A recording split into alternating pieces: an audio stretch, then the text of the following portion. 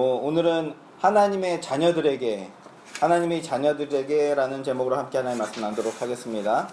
지난주에 청교도 정신을 통해서 그리스도인들의 삶에 대한 이야기를 나누었었어요.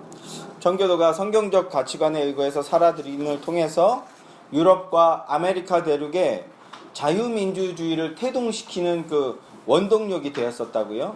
뿐만 아니라 이 청교도 정신이 그 사회의 기치가 되면서 사회 전체에 건강하고 건전한 영향을 주었었다, 이런 말씀을 나눴었습니다. 프로테스탄트 혹은 퓨리탄, 청교도 다 같은 말인데 그들이 나라를 건강하고 건전한 나라로 이끌었었다라는 말씀을 나누었어요.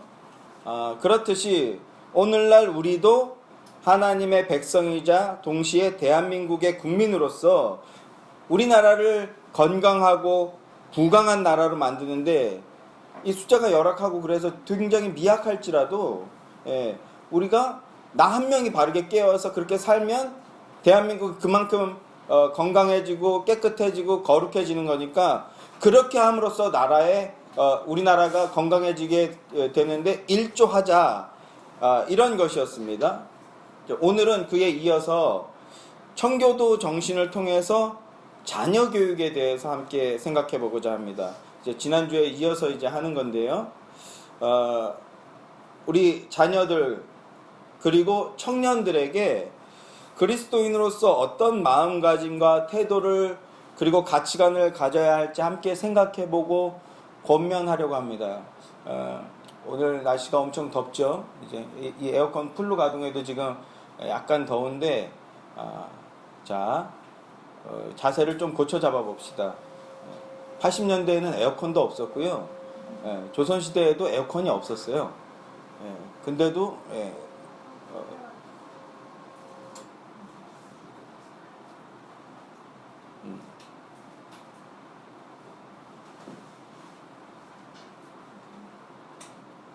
자, 하람이,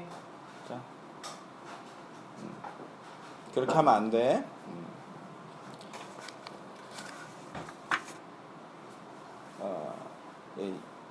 제가 주저한 부분들이 있었는데 주저하지 않으려고 해요.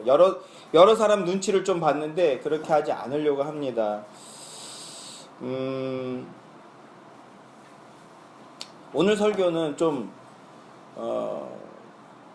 타켓이 너무 넓다고 해야 되나요? 이렇게 하나님의 자녀들에게라고 표현했는데, 우리 주신이, 주은이, 재함이, 하람이, 하온이가 메인 타켓일 수 있어요.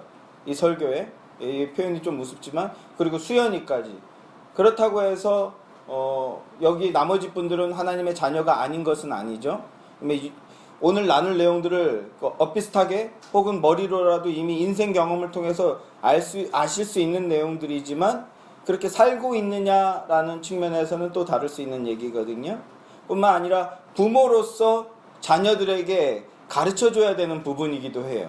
그러니까 여기 계신 부모님은 우리 아버님, 어머님 계시고, 또 우리 자매님 계시고, 저랑 제처 있는데 저희에게 하는 얘기일 수도 있죠. 그러나 동시에 여기 계신 몇 명 안 되는 부모님들에게만 하는 게 아니라 이제 곧 부모가 될 사람들, 금방 부모 돼요. 하온이도 금방 아버지 돼요. 본인이 결혼 안 하겠다, 비혼주의자가 아닌 이상해야 내가 이 다음에 아버지, 어머니가 됐을 때 어떻게 자녀를 양육할 것인가, 그렇게까지 좀 이해하시면서 쫓아오시면 될 것 같습니다. 오늘 설교는 진짜 어떻게 보면 오늘 대표 기도자분께서 오직 복음만 전하게 해달라고 했는데 복음이 거의 없어요. 굉장히 얇게 들어가 있어요. 세상적인 얘기 굉장히 많이 할 거고요. 그래서 주여 왜 제게 그런 바늘로 찌르는 듯한 기도를 하게 하십니까? 속으로 막 되게 찔리고 아파했었는데, 성경을 깊게 파기보다는 굉장히 그냥 쉬운 얘기들 할 겁니다. 그래서 이렇게까지 해도 되나 하는 마음이 있을 정도로 가벼운 내용들이니까 저희가 계속해서 어려운 설교들만 들었으니까 조금 더 지난주랑 오늘은 편안하게 들으시기 원해요. 그리고 원고로는 3장인데 이거를 진짜 제대로 제가 지금 오늘 무슨 말을 어떻게 할지 저도 잘 모르겠거든요. 제가 생각나는 대로 말을 다 하면 한 2시간 30분 정도 나올 것 같아요. 무슨 강연이죠 거의.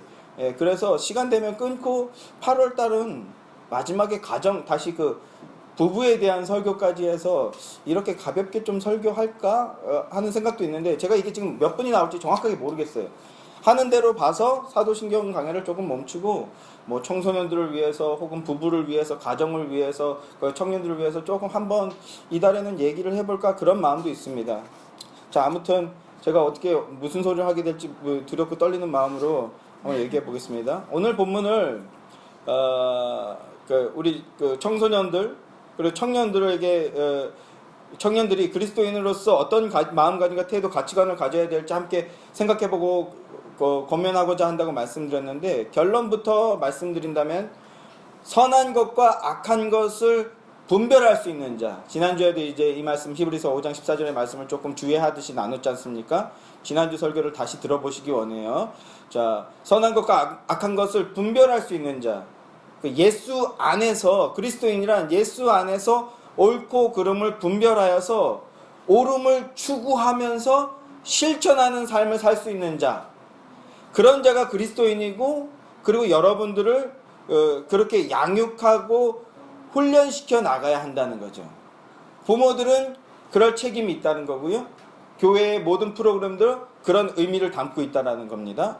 여러분들이 선한 것과 악한 것을 분별할 수 있고 그리고 몸은 우리 육신은 악한 걸 원해요. 우리의 육신은요.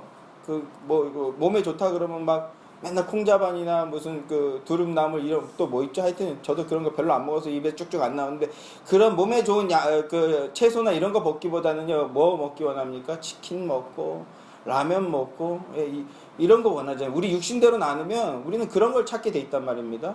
그걸 끊고 영리로 몸에 좋은 것, 거룩한 것, 아름다운 것을 추구하는 삶을 살 수 있도록 양육하고 훈련해야 된다고요. 오늘 본문은 성숙한 성도로 자라나야 될 걸 권면하는 그런 문맥이에요.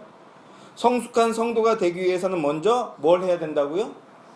오늘 본문에 보면 단단한 음식을 먹을 수 있어야 된다고요. 단단한 음식. 하나님 말씀이죠. 음식으로 지금 하나님 말씀을 비유하는 건데 듣기 쉽고 재밌는 설교, 마음을 좀 훈훈하게 해주고 위로해주는 설교 또는 무용담 같은 설교, 내가 어딜 가서 뭘 했는데 예전에 제가 들었던 가장 놀라운 무용담은 뭐냐면 전세계 어린이 연합회 부총재인데 제가 이 말도 사실은 여러 번 했는데 전세계 어린이 연합회 부총재라는 분이 저희 모교회 완전 시골교회인데 우연찮은 기회에 와서 그 얘기를 하면 너무 길어지니까 설교를 하시게 됐어요. 그러면서 이제 설교를 하고 요한복음 14장 14절 말씀을 읽고 나서 설교를 하기 시작하는데 기도하면 뭐든지 다 이루어지겠다. 그게 본뜻이 뭔지 저희가 이제 작년에 설교를 했었는데요. 아무튼 본인이 어느 날 기도하는데 하나님께서 마음을 주셨다라는 거야. 그래서 선교하라는 마음을 주셔서 어떻게 했냐. 그때가 80년대 중반인데 아직 소련이 무너지기 전인데 소련의 레닌 무슨 이름을 까먹네. 광장, 모스크바에 있는 레닌그라드 광장인가요? 거기로 갔다는 거예요. 그냥 하나님께서 네가 복음을 전하라는 마음을 주셔서 다짜고짜 소련의 레닌그라드 광장에 가서 두 팔을 벌려서 기도했더니 하나님 정말 저에게 여기를 주시겠습니까? 막 이랬더니 갑자기 누군가 와서 당신 여기서 뭐 하는 겁니까? 그래서 하나님이 제게 이런 마음을 주셔서 제가 여기 와서 지금 기도하고 있다. 자기가 한국에 있는 목사인데 이런 마음을 주셔서 내가 지금 이 광장에 와서 페테부르크 광장인가요? 뭐 헷갈리는데 하여튼 기도하고 있다. 그래서 제가 잡혀갈 줄 알았는데 알고 보니까 그 사람이 소련의 고위층 사람이었다고. 그 사람이 자신의 말을 듣고 놀라가지고 집으로 초대해서 복음을 전하고 그 사람이 회심하게 됐다. 이런 막 어마어마한 얘기. 시골교회 한 150명 모여 있었는데 다들 막 이러고 듣는 거예요. 저도 그랬어요. 제 동생들이랑 같이 청년 동생들이랑 압도돼가지고 막 거의 한 35분 정도 진짜로 거의 이 표정 이러고 설교를 들었어요. 그분이 하는 얘기들 하나하나가 너무너무 어마하고 너무너무 대단하고 너무너무 거대해 보여서 숨도 못 쉬고 들었던 기억이 나는데 MSG를 너무 많이 치신 거지. 지금 생각해보면요. 그분이 전세계 어린이 연합회 부총재였고 뭐 충분히 그럴 얘기했지만 완전히 맨 땅에 헤딩하듯이 어느 날 가서 마음을 너무 MSG를 많이 친 거야. 그리고 다시 말씀드리지만 거기에 예수가 없어도 상관이 없는 얘기들로 꽉 채워져 있었어요. 물론 그런 일들이 없다라는 게 아니에요. 우리 지구상에 그리고 청교도 역사 안에 그런 놀라운 부흥의 기적들로 교회가 일어났고 한국 교회도 그렇게 일어났지만 전혀 복음과 상관없는 그런 무용담 같은 얘기들, 선교했던 선교지에서 주로 선교지에서만 그런 일이 일어나잖아요. 예수의 교회에서는 잘 안 일어나고 한국의 개척교회들에서는 거의 안 일어나는 일들이잖아요. 그런 놀라운 무용담 같은 얘기들 듣고 놀래가지고 결론은 뭐예요? 선교 헌금 냅시다, 이런 결론이에요. 항상 결론이 그래요. 그 시골교회 오신 목사님들 보면요, 막 깜짝 놀라서 듣고, 막 지옥 갔다 오신 분들 설교 듣고, 천국 갔다 오신 분들 설교 듣고, 뭐 지옥 갔다 오고 천국 갔다 오신 분이 제가 모교회에서만 3분이 왔다 갔어요. 뭐 이렇게 수시로 여러분들이 자주 갔다 오는 곳인지 잘 모르겠는데, 막 깜짝 놀라갖고 듣고 났는데 마지막 설교의 끝은 뭐예요? 자, 선교 헌금 합시다. 그 지옥 갔다 오신 분은 그래서 제가 그 생생하게 책을 썼습니다. 이 책을 구입하십시오. 이런 것들. 근데 그런 설교가요, 다 틀렸고 다 잘못됐다는 게 아니에요. 그런 설교가 뭐예요? 듣기 좋고 재밌다라는 거예요. 사도신경 강의 해보세요. 죽을 것 같죠. 진짜 내가 지금 하나님 나라 영접할 것 같잖아요. 근데 그런 설교 들으면 살아날 것 같은데, 그런 설교들은요, 우리를 영적 유아의 수준에서 벗어나지 못하게 한다고요. 그런 설교를 전혀 들으면 안 된다는 뜻이 아니에요. 그런 분들의 말씀이 다 틀렸다는 게 아니에요. 근데 그런 설교로는 우리의 신앙이 자라지 않는다고요. 당장은 씹기 힘들고 소화하기 버겁더라도 단단한 음식을 먹어야 영적으로 자라나고 성숙한 성도가 될 수 있다라는 거예요. 히브리서 기자의 말도요. 그런 걸 먹어야 자라날 수 있다라는 거예요. 그래서 저희는 사도신경을 좀 깊게 나누고 있죠. 여러분들이 드시기 힘들고 소화하기 버거우신 거 잘 이해합니다. 그래서 저도 이렇게 가벼운 얘기들만 막 하고 싶은 욕심이 그 유혹이 무시로 일어나요. 그러나 예수의 교회는 뭐예요? 바른 교회를 한번 세워보자, 성경적인 교회를 세워보자라는 이 원대한 꿈을 가지고 시작한 교회지 않습니까? 그러기 위해서는 가장 기본부터 하나하나씩 묵묵히 쌓고 있는 겁니다. 그럼에도 오늘은 잠깐 저희도 가벼운 음식을 먹어봅시다. 이거 뭐 말이 앞뒤가 하나도 안 맞네요. 이랬다 저랬다가. 자, 아무튼 결론은요, 당장은 씹고 소화하기 버겁더라도 단단한 음식을 먹어야 영적으로 자라날 수 있고요, 성숙한 성도가 될 수 있다라는 겁니다. 뿐만 아니라 당장은 듣기 싫은 거, 잔소리. 이 잔소리란 말도 잘못됐어요, 사실은. 이 잔소리가 듣기 싫지만 그 잔소리가 여러분들을 자라나게 한다는 거예요. 우리 청소년과 어린이들. 그 잔소리가 없는 그 사람은요, 불행한 거예요. 잔소리가 없는 인생, 특히 내 부모에게 얻어맞은 경험이 없는 사람들은요, 지금은 몰라, 나중에 어른 되면요 불행해요. 뭔가 중요한 걸 내가 놓쳤구나. 우리 수현이도 엄마한테 많이 얻어맞았다고요? 그죠? 그 얼마나 잘 자랐어요. 비례하는 거예요. 얻어맞은 거에 비례해서 저렇게 훌륭하게 자라난 거예요. 예? 주여, 웃기지도 않는가 보네. 자,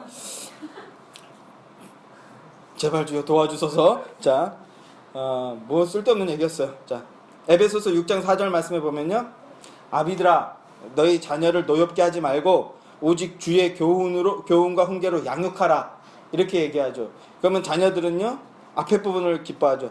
봐요, 아비들이 자녀를 노엽게 하지 말라고, 분노하는 말을 하지 말라고 하나님 말씀께서 이렇게 말하지 않습니까? 꼭 은혜 안 받는 사람들은 성경을 어느 특정 부분만 보는 거예요. 그게 아니라 그 뒤에가 중요한 거예요. 노엽게 분노하지 않게, 이 부분 우리 부모들에게 필요합니다. 물론 필요하지만, 그러나 분노하게 하지 않기 위해서 자녀들에게 싫은 소리, 나쁜 소리, 잔소리 전혀 하지 말라는 게 아니라 오히려 교훈하고 훈계하고 양육하라고 말씀하고 있어요. 오늘 그런 시간입니다. 저희가 잔소리하는 시간이에요. 성경 말씀에 입각하여서 주님의 정신대로 살 수 있도록 잘 가르치고 훈련시키라고 말씀하고 있는 거예요. 청교도들은 하나님 나라의 가장 기본으로서 가정을 굉장히 중요하게 생각했어요. 저는 천국의 채소단이라는 표현을 쓰죠. 천국의 채소단이 뭐라고요? 가정이에요. 우리 집. 여기가 천국이 돼야 된다고요.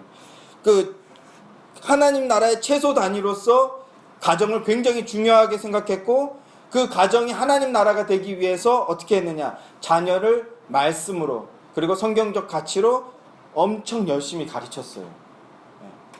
그래서 그 영향으로 아메리카가 복음화 됐던 거예요. 자, 그 청년들의 청교도들의 가르침을 모티브 삼아서 세 가지 측면으로 함께 나눠보고자 합니다. 첫 번째는요, 선한 것과 악한 것을 분별할 수 있는 사람으로 자라나게 하기 위한 첫 번째는요, 지성적인 측면이에요. 지성적인 측면. 청교도들은 자녀를 양육하고 훈련시킴에 있어서 성경적인 관점으로 하나님과 삶과 그리고 주변과 세상을 바라보는 안목을 키워주려고 굉장히 애를 썼어요. 다시 한번요. 이 말이 어려우신가요? 하나님 중심으로 삶을, 세상을 바라볼 수 있는 안목을 키워주기 위해서 엄청나게 훈련시키고 공을 들였어요. 지금 우리 대한민국은 어떤 안목으로 세상을 바라볼까요? 어떻게 바라보고 있을까요? 고민이 필요하죠. 가장 쉽게는 물질 만능주의죠. 지금 대한민국은요. 그러나 청교도들은 하나님과 삶과 세상을 성경적 관점으로 바라보게 하려고 훈련시켰어요. 훈련 없이는 안 된다라는 거예요. 특별히 우리가 생각하고 사고할 수 있는 능력을 주신 분이 하나님이시라는 겁니다. 그러니까 우리의 사고력을 하나님의 영광을 위한 쪽으로 사용하게 하기 위해서, 발전시키기 위해서 책임의식을 가지고 훈련시켰다라는 거예요. 우리의 사고력. 자, 우리가 공부를 왜 해야 됩니까? 자, 하람이 하온이 공부를 왜 해야 돼요? 자, 하온아, 네가 한번 대답해봐라. 공부를 왜 해야 될까? 대학 가려고? 그러면 대학 가고 난 다음에 공부 안 해도 되나요? 대학 가고 난 다음에 공부 안 해도 돼요? 예. 통섭이라는 말이 있죠. 평생 공부해야 된다는 건데, 공부 왜 해야 될까요? 대부 형제, 우리가 공부를 왜 해야 될까요? 대부 형제는 지금 공부하고 있어요? 안 하고 있어요?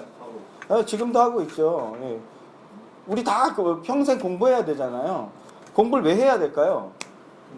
돈 벌려고.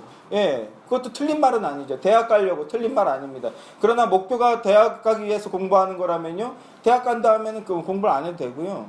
예, 그 우리나라는 대학 안 나온 사람이 없어요. 근데도 우리나라 수준이 높지가 않죠. 예, 왜 그러죠? 이거 4년제 대학을 학부라고 하고 그 위에를 이제 석사라고 하는데, 학부 수준의 공부 가지고는요 성숙한 시민이 되지 못하는 거예요. 대학교 수준의 공부 가지고는요 성숙한 시민, 그러니까 그리스도인을 떠나서도 성숙한 시민이 되기 턱없이 부족해요. 예. 이것만 이해하셔도 성공이에요. 왜 공부해야 되는가? 잘 보세요. 제가 정답을 말씀드릴게요. 국어, 수학, 우리는 공부하면 제일 먼저 국영수부터 얘기하는데, 이건 아니에요. 순서가 잘못됐어요. 국어, 우리말 바르게 하고 바르게 생각하기 위해서이겠죠, 당연히. 수학은 왜 공부해야 됩니까, 그러면? 수학 공부 왜 해야 됩니까? 산수 1 더하기 1, 더하기 빼기 곱하기 나누기 정도 하면은 사회생활 하는데 전혀 지장이 없잖아요. 근데 우리가 막 미분, 적분, 뭐 피타고라스의 원리, 뭐 저도 몰라요. 하여튼 그런 거 왜 공부해야 될까요? 우리나라는 이 공부가 제대로 안 되고 있어요, 사실은. 뭐 그거를 시험으로 풀라 그러면 잘 풀지는 모르겠지만 전혀 사실은 진짜 수학 공부가 안 돼 있어요. 수학을 왜 배워야 됩니까? 우리 생각의 깊이를 만들어주기 위한 거예요. 생각을 한번 깊게 해보고, 조직적으로 해보고, 과학적으로 해보기 위해서 수학이라는 걸 배우는 거예요. 단순히 더하기 빼기를 하기 위해서가 아니라, 국어라는 그 학문을 통해서 우리나라의 말의 기본과 생각의 기본을 배운 다음에 그걸 가지고 깊이 생각할 수 있는, 사고할 수 있는 능력, 그래서 수학을 배우는 거예요. 근데 우리는요 그냥 수능 성적 내는 수학만 하고 있죠. 그러니까 대학을 나와도 생각을 깊게 하는 능력이 없어요. 1 더하기 1 가지고 지금 제아미도 보면은 13이다 그러면 아빠 손 내밀라 그래갖고 이걸 막 이렇게 접어서 막 이러면서 이렇게 내 손은 접었는데 지 손을 못 접어. 다시 그래갖고 2개 가지고 오라 그래갖고 이렇게 해갖고 12, 13. 얼마나 답답합니까? 얘는 하나님 소망이 없구나. 이렇게 생각해야 됩니까? 아니에요. 기다려줘야죠. 우리나라는 기다려주지 않아요. 이런 강연 많이 들어보셨을 거예요. 뭐 유럽이나 이런 데는요 3학년 4학년 때까지 더하기 빼기 하고 있어요. 우리가 보기엔 진짜 비루해 보이죠. 이미 우리는 막 지금 4학년이면 대학 수학 능력 시험 준비해서 막 뭐 준비하고 막 중학교 수학 공부하고 막 이러고 있잖아요. 근데 유럽 같은 경우에 그 교육의 선진 교육 문화를 가지고 있는 데는요, 4학년, 5학년이 될 때까지 곱셈 더하기 곱셈 가지고 연필로 썼다가 손가락 했다가 하기 기다려주고 있어. 왜요? 생각해보라는 거예요. 우리는 그런 시간을 안 줘요. 그런 시간을 실패했다고 생각해요. 오늘 제가 무슨 말을 할지 모르겠다고 이렇게 얘기하는데, 우리는 그 생각할 시간을 안 줘요. 80년대 문화가, 90년대 문화가 왜 강합니까? 아날로그 문화가 왜 강하죠? 생각할 시간을 주는 거예요. 시간이 많아. 할 짓이 없어. 지금처럼 뭐 키면 바로 막 전 세계 이런 게 아니라 할 게 없어. 집에 들어넣어서 생각하는 거예요. 생각하는 거. 저는 그게 너무 소중하다고 생각해요. 여러분, 뭐, 지금 원고에 없는 얘기 하기 시작했는데, 이거 한 달 합시다, 그냥. 예, 영화 달콤한 인생, 그 다음에 놈놈놈, 그 감독이 누굽니까? 달콤한 인생, 놈놈놈, 또 예전에 조용한 가족 각본을 썼고, 또 무슨 영화 있죠? 김지훈 감독. 예, 아시죠? 놈놈놈이랑 달콤한 인생. 또 김지훈 감독이 무슨 영화 만들었죠? 생각나시는 거 있나요? 그 송강호 주연의 그 뭐였죠? 그 공유랑 송강호 나왔던 영화? 암살 아니고 뭐지? 밀정. 이런 영화 만들었잖아요. 이 사람이 특이한 이력이 있는데, 그 사람 이력이 뭐냐면 20살 때부터 30살 때까지 진짜로 거짓말 안 하고 아무것도 안 했대요. 알바도 한 번도 안 했대요. 알바도. 그럼 뭐 했냐? 10년 동안 집에서 그 무협소설만 읽었대요. 무협소설이랑 막 이런 소설들만. 이제 10년 동안, 뭐 90년대는 근데 그런 아무 짓도 안 하는 백수들이 좀 많았어. 예, 그러면 되게 신기하게 여기고, 어디 나가면 알바자리 천국인데 네가 왜 안 나가냐, 되게 한심하게 여기고 그런 문화였어요 90년대. 지금처럼 나가서 찾고 헤매다 겨우 한 군데 찾고 이런 게 아니라, 어디 하다못해 할 거 없으면 그 백화점 엘리베이터 보이라도 하는 거야. 예, 그런데도 김지훈 감독은 10년 동안 아무것도 안 했대요. 집에서 책만 읽고 생각만 했대요. 근데 더 재밌는 건요, 그 부모가 아무 말도 안 했대요. 가만 냅뒀대. 그때 이 사람이 그 무협소설이나 이런 걸 읽으면서 깊게 막 상상의 나라를 핀 거야. 모두 다 그렇게 되면 김지훈처럼 된다는 얘기는 아니지만, 예, 생각을 깊게 했던 거예요. 그러면서 10년 정도 그런 시간을 보내자 그 안에서 막 내용들이 흘러나오기 시작하는 거예요. 그래서 제일 먼저 꺼낸 게 송강호, 최민식 주연의 그 조용한 가족이라는 영화였어요. 여기서 안 보신 분들이 많을 텐데, 이 조용한 가족 영화 자체는 실패했는데, 당시 한국 영화는 그 이전에 장군의 아들, 뭐 이런 수준의 영화들, 그러니까 아주 조잡하고 국제화가 전혀 안 되고 무엇보다 젊은이들에게 흥미를 끌지 못하던 그런 한국 영화였어요. 그러니까 망하기 일보 직전이었어요. 소망이 없던 한국 영화였는데, 김지훈 감독이 그 조용한 가족이라는 그 시나리오를 딱 내는 순간 사람들이 뭔가 신선하다고 느끼기 시작한 거예요. 그러면서 이제 그런 젊은 새로운 감독들이 이제 쏟아져 나오기 시작했지만, 제가 말하고 싶은 건 뭐냐면, 생각할 시간을 안 준다는 거예요. 1 더하기 1은 뭐지? 2 더하기 2는 뭐지? 깊게 한번 스스로 꼼꼼히 생각해 볼 시간. 수학 공부를 하는 이유는 그런 거예요. 생각해 보는 거 한번. 야, 이게 말이 되냐? 이거 누구야? 그 피타고라스 누가 만들었어? 지금 타임 트래블로 그냥 가서 죽여놔야 돼. 뭐 이런 생각이라도 하게, 과거로 가서 얘를 조져놔야 되겠다. 이런 생각이라도 하게끔 생각할 시간을 줘야 되는데, 대한민국은 지금 그럴 여력이 없어요. 자, 지금 원고 첫째 줄인데 큰일 났네. 자, 국어, 수학, 특별히 역사. 한국은 역사 교육이 아주 잘못되어 있는데, 역사 교육이 잘못되어 있으니까 철학 교육은 더더군다나 엉망이죠. 철학이라고 배워본 적이 있으세요, 여러분? 철학이라고요? 철학. 그 다음에 언어. 우리는 영어죠, 무조건. 이제 중국어 가르치시는 분들도 계시고, 간혹 이제 프랑스나 독일, 목회자 자녀들은 무슨 언어를 제2 언어로 가르치려고 하시는지 아세요? 독일어. 왜? 그럼 독일의 신학이 가장 발전했기 때문에. 맨날 다 이런 소리예요. 자, 아무튼 이거 목회자 자녀만 웃을 수 있는 얘기인데, 하여튼 자, 국어, 영어, 수학, 국어, 수학, 역사, 철학, 윤리, 언어들을 왜 배워야 되는가? 우리는 수능 혹은 결과, 여기에 공부의 목표를 두고 있으니까 한국이 망하는 거예요. 그래서 이걸로 깊은 사람, 성숙한 사람을 만들겠다. 그래서 그 성숙된 사람, 그 어느 분야에 깊은 사람이 되어서 그걸로 탁월함을 드러내고 그 탁월함으로 다른 사람들을 이끌고 나가고 이런 게 아니라 수능이라는 목표, 어떤 그 대기업 취업이라는 목표, 이런 것에만 그게 목표가 무조건 잘못됐다라는 게 아니에요. 그게 공부의 목표니까 그걸 이루고 난 다음에는 빈곤해지는 거라고요. 그러나 진정으로 공부해야 되는 이유는 우리의 지성을 옳고 바르게 사용하기 위해서요.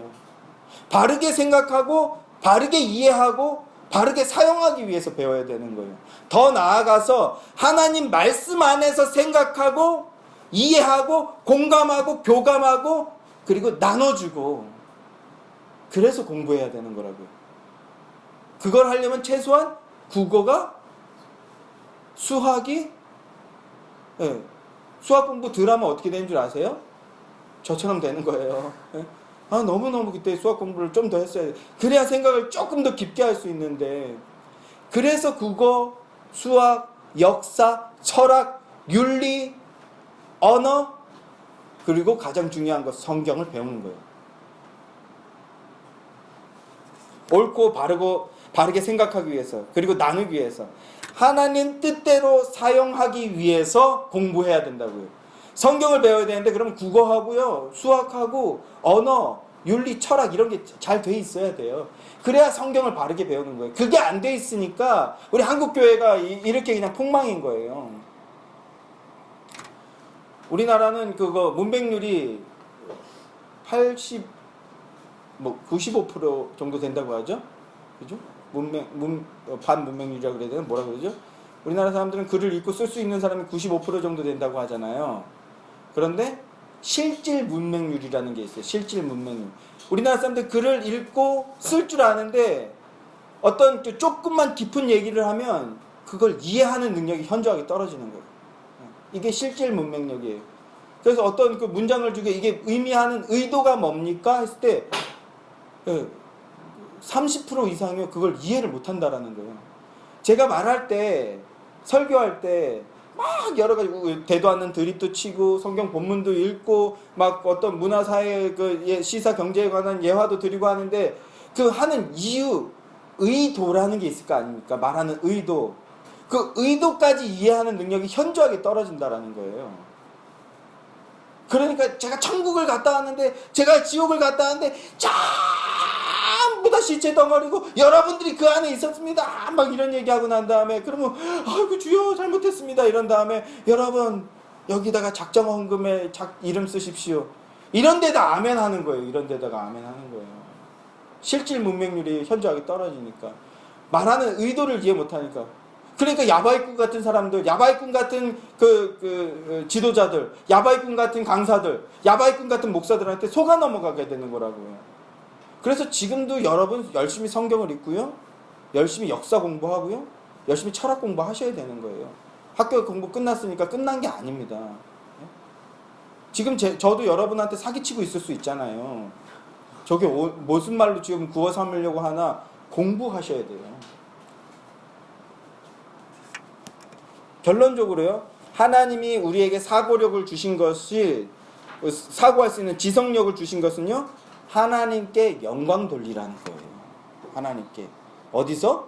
여러분의 그 직업군, 그 삶의 자리에서 바르게 생각하고 바르게 말하고 바르게 증거하고 바르게 이야기하고 바르게 교감함을 통해서 하나님께 영광을 돌리라는 겁니다. 자, 그렇게 여러분의 특별히 청년들, 청소년들, 우리 어린이들은 무한한 잠재력을 가지고 있는데, 그 잠재력을 건강하고 탁월하게 개발해 나가야 될 책임이 있는 거예요. 아멘? 네. 그러면 어떻게 해야 될까요? 오늘은 여기까지 얘기하고 마무리를 져야 되겠네요. 그러면 어떻게 해야 할까요? 첫째, 자, 우리 청소년들은 특별히 잘 들으세요. 어머니와, 그러니까 우리 부모님들도 잘 들으셔야 되고요. 그러면 어떻게 해야 그렇게 할 수 있는가? 첫째, 정보 매체를 선별하여서 청취하고요, 그리고 통제 혹은 절제할 수 있어야 돼요. 아무거나 보고 아무거나 생각하게 마냥 놔둬서는 안 돼요. 좋아하는 거 왜 좋아할까요? 자극적이니까 좋아하죠. 좋아하는 것, 자극적인 것만 무한정으로 보게 해서는 안 됩니다. 안 볼 수는 없겠지만 무엇은 보면 안 된다. 무엇까진 보자. 그리고 어디까지만 보자. 제가 그런 영상을 본 적이 있어요. 저희 나눴는지 안 나눴는지 기억이 안 나는데 그 전국 상위 10% 안에 드는 그런 학생들, 그 학생들은 게임을 할까요, 안 할까요? 전국 상위 10% 드는 그 공부 수재들은 게임을 할까 안 할까? 하나 할까 안 할까? 걔네들은 해요? 공부하기도 바쁜데? 하죠, 당연히. 걔네들도 게임해요. 여러분 여기서 한 가지 이해하실 것은요. 게임은요. 지금 그러니까 사회생활 중에 하나예요. 이제 지금 게임은요. 우리 옛날에 그냥 그 학교 끝나면 딱 나와서 동네에서 다방구하고 하는 거랑 그게 인터넷으로 바뀐 것 뿐이라고요. 사회 문화 중에 하나예요. 그걸 원천적으로 막는다는 것은요. 그건요. 어마어마한 폭력을 행사하는 거예요. 사람을 삐뚤어지게 만드는 거예요. 예. 그럼 상위 10% 사람들은 전국 상위 10%에 드는 공부 수재들은 꼭 게임을 하나 안 하나 봤을 때 걔들도 다 게임해요. 그래서 걔들을 모아놓고 부모들이 게임에 관해서 대화하는 영상이었어요. 대부분 이제 평범한 부모님들은요, 저희도 그런 별반 다를 게 없지만 게임 그만해라. 너 어떡하려고 그러냐. 제발 좀 말하다가 이제 올라와고 공부 좀 해라 제발 막 이러잖아요. 예. 게임 좀 그만해 좀 막 그리고 좀 그 적극적이신 분들이 이제 집어 던지고 옛날에 제일 유명한 그 일본 아버지 진짜 오한마 들고 와가지고 플레이스테이션 친구들이랑 하고 있는데 오한마로 플레이스테이션 야야면서 막 이러면서 일본 말로 아버지한테 막 욕하고 그래서 그런 영상 있잖아요. 매우 잘못된 거죠. 그 지경까지 가게 아버지가 잘못한 거야 무조건. 그걸 뭐 어떻게 애들 친구들 있는 데서 그걸 오한마로 부셔 그거를 얼마나 잘못됐습니까? 그죠? 예. 그 상위 10%그 부모들이 그 자녀들하고 게임에 관해서 얘기하는 걸 봤는데 이러는 거예요. 딱 앉아갖고 나란히 물론 인터뷰 영상이니까 완전히 라이브라고 할 수는 없겠지만 너 오늘도 게임 했니? 예, 게임 했어요. 몇 시간이나 했니? 예, 오늘은 2시간 정도 했는데요. 아, 그래 적당히 하고 이게 포인트야. 적당히 하고 멈춰라. 예, 그만해야죠. 진짜 이런 대화예요. 진짜. 그 부모들의 특징은 화를 내지 않아요. 화를 내지 않아요. 화가 났더라도 화를 내지 않겠죠. 분노심을 가지고 얘기하는 것으로는요, 절대로 교훈이 되지 않아요. 저는 소리를 많이 지릅니다. 청소년 사역도 그렇고 어린이 사역도 그렇고요. 특히 어린이들한테는 그 사이렌 효과예요. 그냥 못 들으니까 특히 아들들은 아들 그래 갔다 왔니? 그러면 손 씻고 그래 책가방 정리하고 숙제부터 하고 놀아라. 네 엄마. 그러고 게임부터 키잖아요. 남자아이들은 그래요. 그래서 강사들이 많이 얘기하죠. 이렇게 얘기해야 된다고. 눈을 쳐다보고 아들 이렇게 사이렌 효과를 줘야 된다고. 손부터 씻고 알겠어 대답해. 그리고 숙제 알았어? 근데 이거는 어렸을 때예요. 어렸을 때. 저학년일 때. 그 부모들이 화가 나도 화를 안 내겠죠. 고급진 사람들이니까. 왜? 화를 내고 얘기하면 효과가 없다는 걸 아니까. 그러나 화를 안 내도 돼요. 왜냐하면 어렸을 때 이미 다듬어 놓은 거예요. 첫째는 걔네들은 냅둬도 해야 될 우선순위가 정해져 있기 때문에 걔네들이 알아서 한다는 거. 몇 시간 했어? 오늘은 2시간 했어요. 그 말은요. 그냥 대충 둘러대는 게 아니라 진짜로 오늘은 좀 많이 해서 2시간 했는데 해야죠. 라는 신뢰관계가 형성돼 있기 때문에 화를 안 내는 거예요. 좀 여담입니다만 아직 이제 저희 자녀들은 어려서 제가 사이렌 효과로 말을 좀 세게 하는데 이제 그 빈도수가 조금씩 줄고 있어요. 특히 이제 저는 프랑스 교육법이라고 하죠. 흔히들 자녀들을 어렸을 때 때려야 된다. 5세 이전에 다 패놔야 된다. 저는 이걸 매우 신봉하는 사람이에요. 왜냐하면 성경에서도 자녀들을 채찍으로 가르치라고 말하고 있거든요. 그래서 주신이 주은이 제아미를 3세 이전에 다 패놨어요.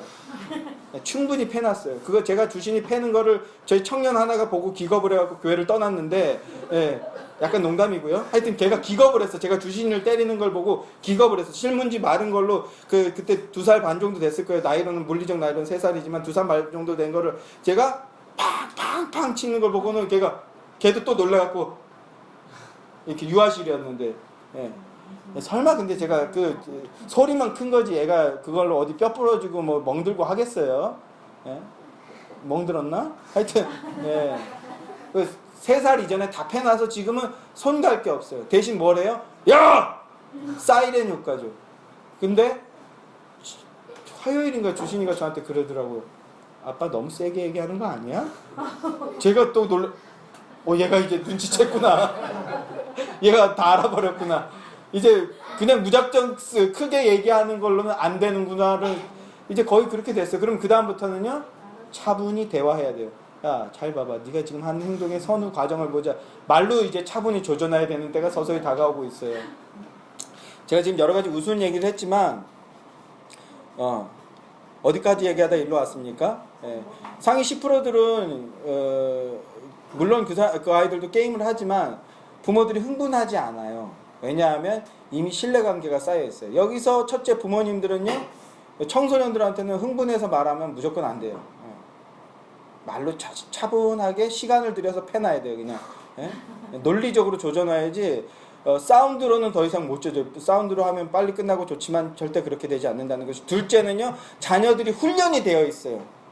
우선순위에 맞춰서 자기가 할 일들을 하고 있다라는 거예요. 물론 상위 10% 얘기겠지만 그러나 상위 10%만 그렇습니까? 네. 그리고 서로 신뢰하는 거예요. 서로 신뢰하는 거. 그러니까 큰 소리가 안 나오는 거예요. 큰 소리를 안 내야 돼서 그런 게 아니라 이 과정이 힘들지만 이 과정이 그냥 한 살이라도 어릴 때 빨리 서로 그걸 해야 돼요. 얘기가 오늘 좀 멀리 가지만 이 얘기도 드려야 될 것 같네요. 우리나라의 회초리 문화를 얘기해야 될 것 같아요. 우리나라의 그 자녀 교육의 방법은요 회초리 문화예요. 가장 그 유명한 거 율곡 2가 맞나? 지금 살짝 헷갈리네요. 예, 회초리로 때리는 거. 80 넘어가 또 60대 정승을 회초리로 때리는 이런 이야기들이 있었잖아요. 회초리로 때리고 또 한석봉 어머니 같은 경우에는요 도마가 썰어질 정도로 막 센 다음에 당장 돌아가거라 막 이렇게 매몰차게 자식을 그냥 공부의 현장으로 내모는 이런 문화가 있는데 회초리 문화를 약간 오해하고 있어요.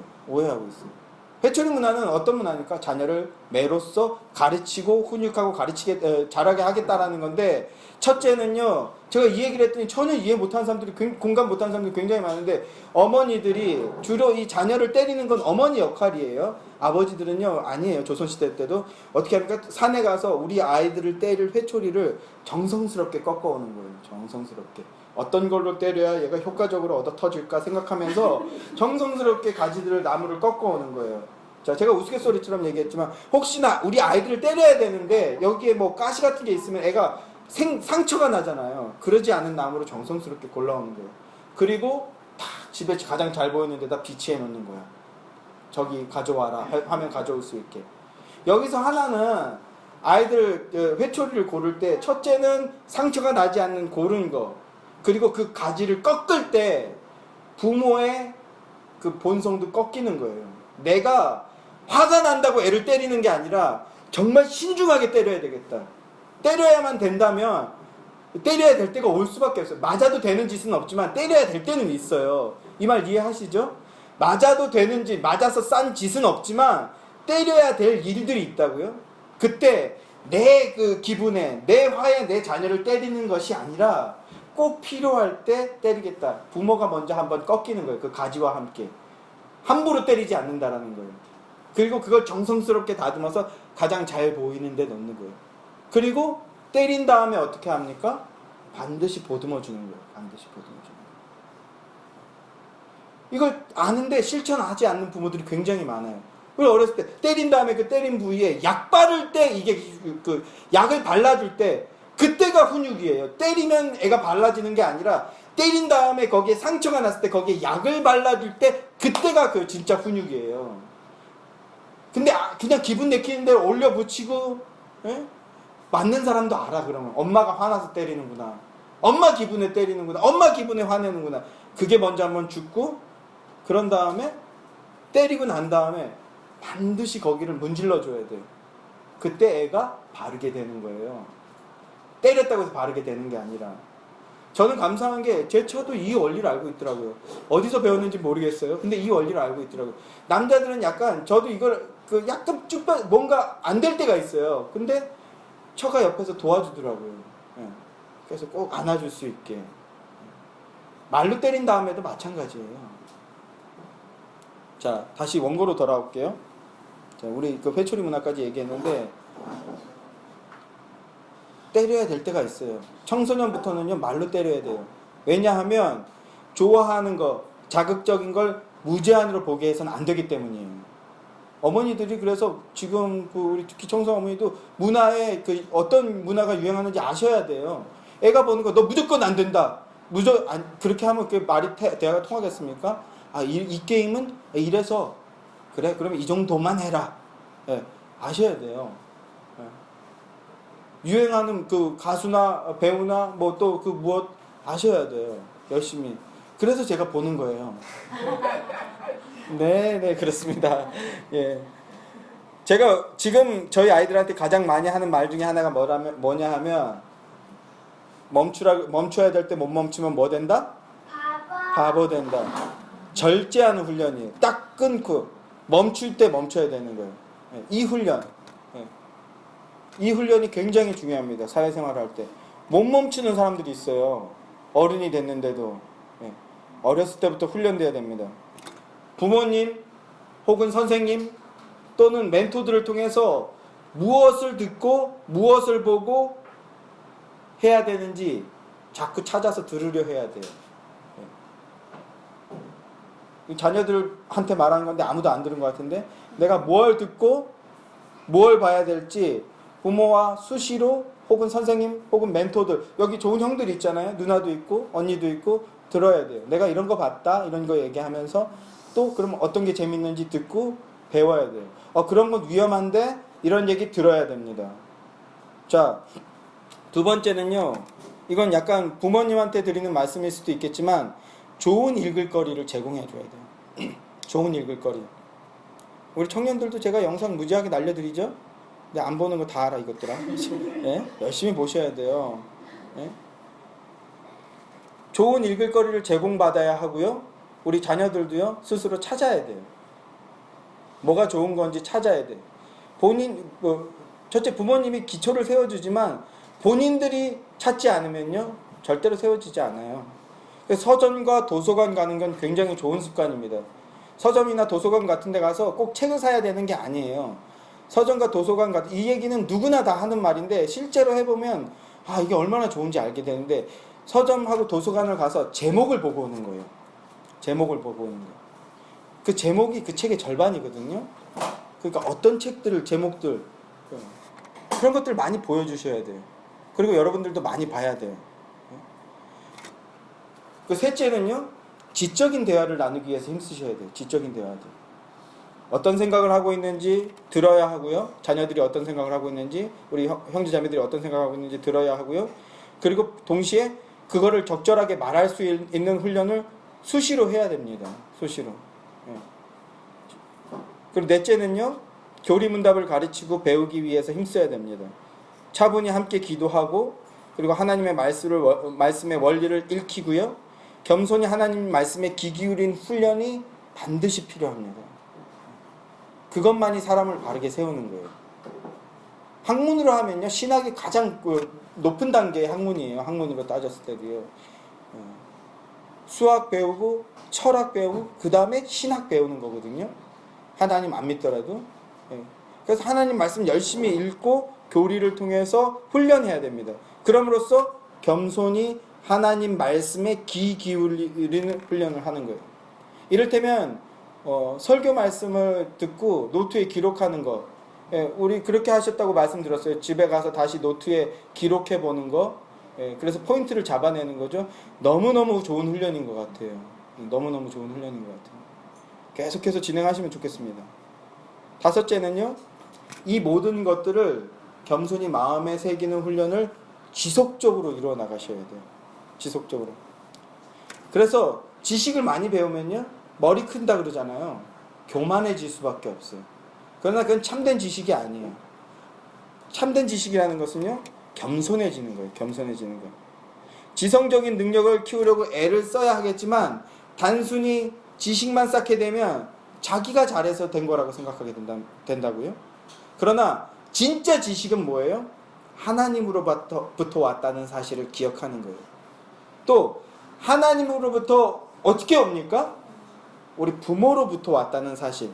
이걸 심어주는 거예요. 이걸 심어줘야 돼요.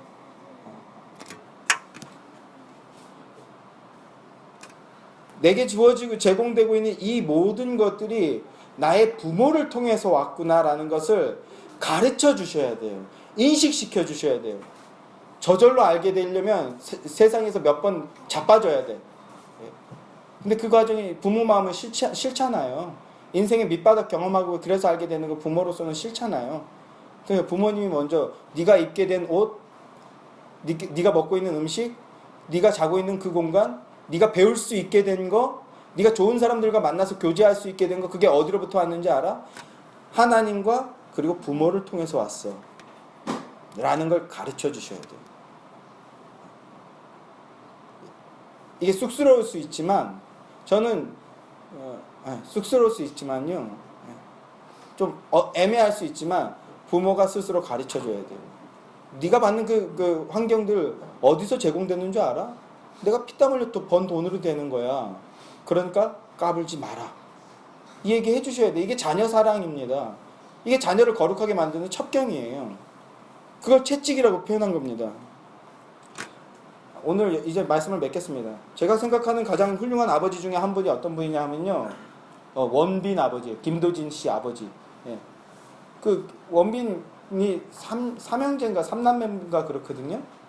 예, 저 원빈을 좋아하는데 여러 가지 이유 중에 뭐 일단 잘생기고 연기도 잘하고, 예, 저랑 비슷하게 생겼고 해서 좋아하는데 누구야?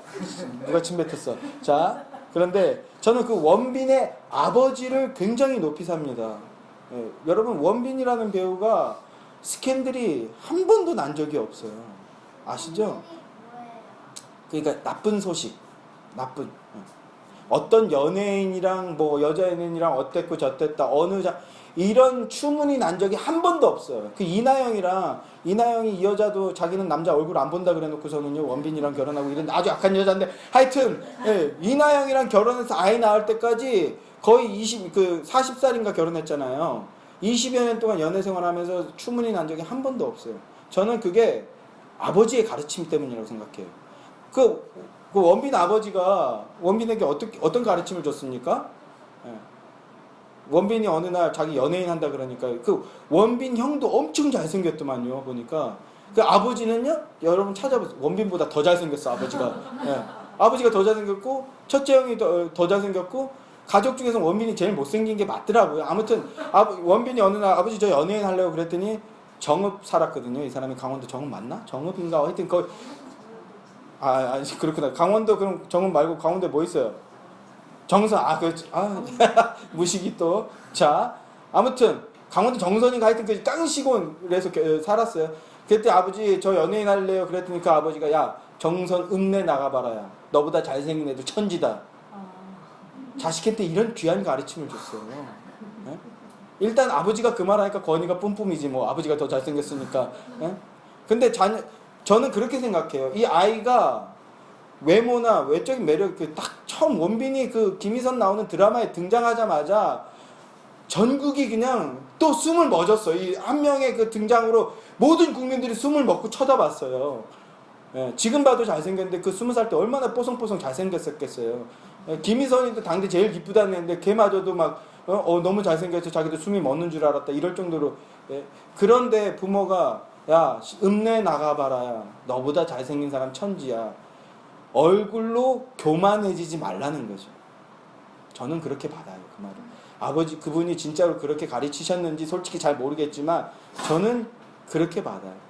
우리는요 아이가 조금만 잘하면요 엄청 치켜 세워주죠. 애 기죽이지 않으려고요.